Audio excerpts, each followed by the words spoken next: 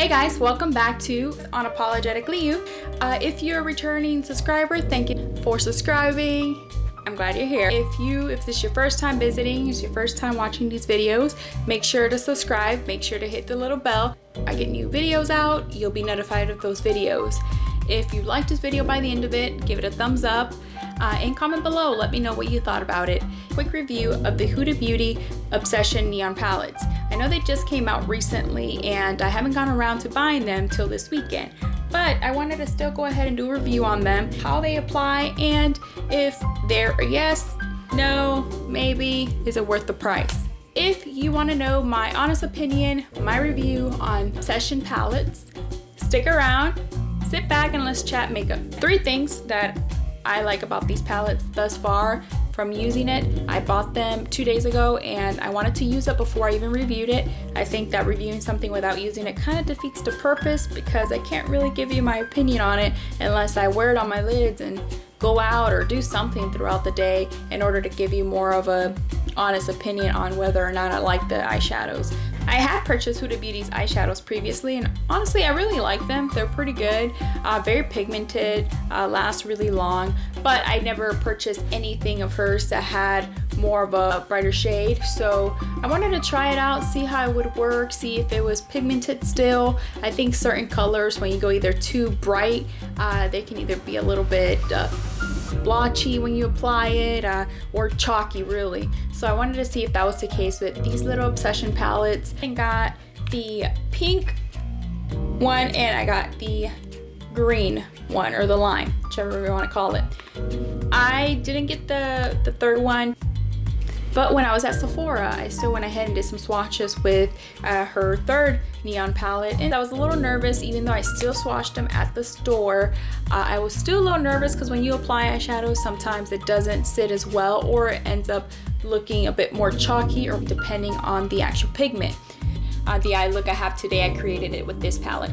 Now, it does have like the pastel green, the matte one, and then the coral matte.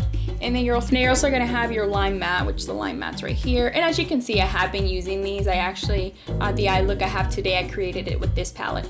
But the green neon palette, it's really beautiful. It really is. I love the shimmers. I mean, I think that the shimmers itself is what makes this palette. The packaging is beautiful. It's very simplistic. It kind of reminds me of the 80s.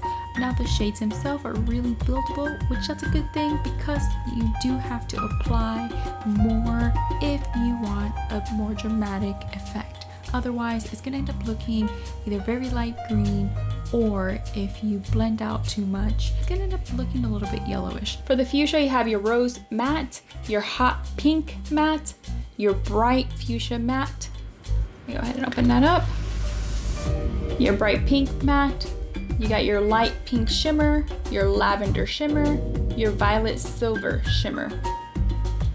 I would definitely say this is the holy grail. This one actually has that pop of that really nice, vibrant, bold look that you will look for if you're thinking of a neon color.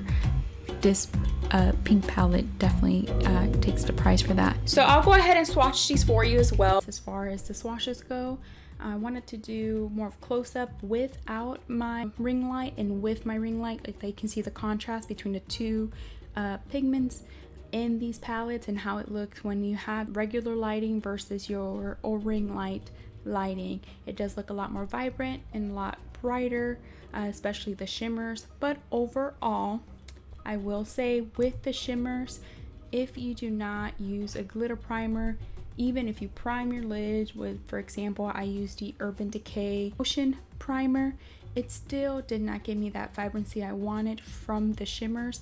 It just looked more like glitter.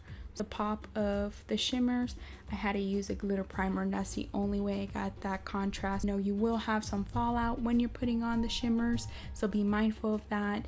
You will have to work the shadows in versus other shadows of her Obesseion palettes that I've used before. They're a lot more pigmented. If you're looking for something with more of a bold look, this is going to be a little bit more on the lighter side unless you're willing to work the shades into your eyelids.